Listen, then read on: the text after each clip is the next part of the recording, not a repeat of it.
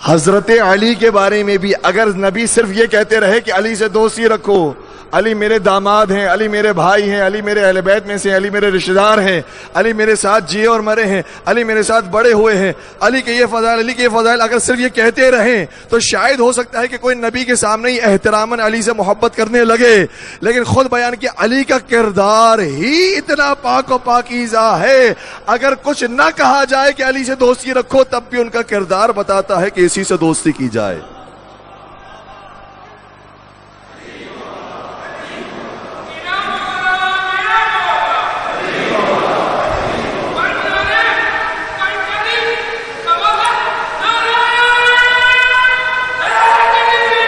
یا علی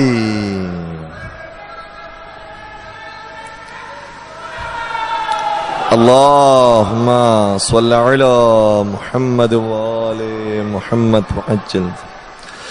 اور اتنا خوبصورت کردار ہے میرے مولا کا، جو دیکھتا ہے ان کا شیدائی ہو جایا کرتا تھا۔ وہ حج کے موقع پر واقعہ تھا کہ جو دو بچیاں آپس میں گفتگو کر رہی تھیں تو ایک نے کہا کہ میں علی سے بہت محبت کرتی ہوں کیونکہ علی سے بڑا کوئی منصف اور عادل نہیں ہے، علی سے بڑا کوئی با اخلاق نہیں ہے، علی سے بڑا کوئی سخی اور کریم نہیں ہے۔ تو جو یہ باتیں سن رہا تھا راوی، اس کا نام ہے عبد الواحد بن زید، آیا قریب اور کہا کہ تو علی کو اتنا پہچانتی ہے جبکہ تو 5 برس کی ہے، کیا دیکھا تو نے علی کے اندر؟ تو کہا تجھے معلوم ہے میں کس کی بیٹی ہوں؟ میں عمار یاسر کی بیٹی ہوں۔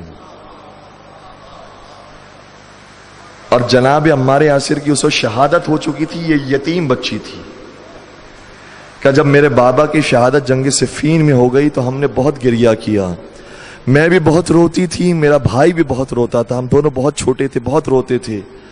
تو ایک دن حضرت علی مرتضیٰ ہمارے گھر پہ تشریف لائے اور اپنا لعاب دہن ہماری آنکھوں پر لگایا تو ہم دونوں کو شفا مل گئی، ہم دونوں کو بینائی نصیب ہو گئی۔ اور ابھی ہماری کیفیت یہ ہے کہ 1 فرسخ کے فاصلے پر بھی کوئی شتر موجود ہو، کوئی اونٹ موجود ہو، کوئی سواری موجود ہو تو ہم اسے ٹھیک طریقے سے دیکھتے ہیں۔ یہ ویسے ہی ہے کہ جیسے پیراہن حضرت یوسف کو یعقوب کے چشم مبارک پر لگایا گیا تو انہیں بینائی مل گئی۔ یہ اس زمانے کے یوسف ہیں، ان کا لعاب دہن لگایا گیا تو ان کے چاہنے والوں کو بینائی مل گئی۔ جب یہ ہو گیا کہتے ہیں پھر حضرت علی ہمارے لیے گندم کا انتظام کرتے ہیں، جو کا انتظام کرتے ہیں، کھانے کا انتظام کرتے ہیں، کیونکہ کمانے والا چلا گیا۔ بیت المال سے حکم دیا کہ ان کے لیے کھانا لایا جائے، بیت المال کو حکم دیا کہ یہاں پر ان کی کفالت کی جائے۔ جب یہ ہو رہی تھی تو کچھ دنوں کے بعد پھر میرے مولا تشریف لا میرے گھر میں، اور شہد آیا تھا چونکہ بیت المال کے اندر، تو کہا کہ یہ شہد میں یتیموں کو کھلانا چاہتا ہوں، اور یتیموں کے درمیان شہد تقسیم کیا۔ جب اس راوی نے اس کی ایسی محبت دیکھی تو کہنے لگا میں بھی علی سے محبت کرتا ہوں، میں بھی علی کا جانے والا ہوں، اور میں چاہتا ہوں کہ تیرے دل کو خوش کروں، اور جیب سے 2 دینار نکالا، کہا کہ یہ رکھ لے میری طرف سے، تو بھی علی والی ہے اور میں بھی علی والا ہوں۔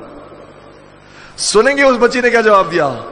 کہا کہ علی کی کفالت میں آنے کے بعد میں پسند ہی نہیں کرتی کہ کسی اور کی کفالت میں جاؤں۔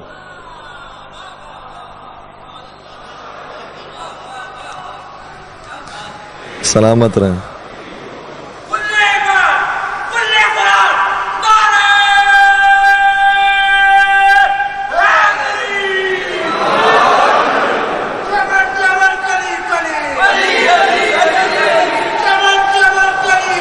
علی علی علی علی علی علی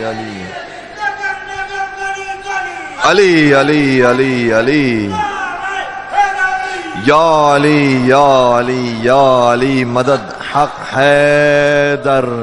راوی نے بات سنی کہ علی مرتضیٰ کی کفالت کے بعد میں کسی اور کی کفالت میں نہیں آنا چاہتی۔ سوال کیا کہ علی مرتضیٰ کی شہادت کو اب کچھ عرصہ گزر گیا ہے، جنگ صفین کے 2 سال کے بعد 1.5 سال کے بعد مولا کی شہادت ہو گئی، کیا ابھی تو وہ عرصہ گزر گیا ہے، لہذا ابھی کچھ لے لو؟ کہ علی مرتضیٰ ایسے کفیل ہیں، وہ خود جا رہے تھے تو اپنے بعد اپنے ہی جیسے کفیل امام حسن مجتبیٰ کو چھوڑ کر گئے تھے۔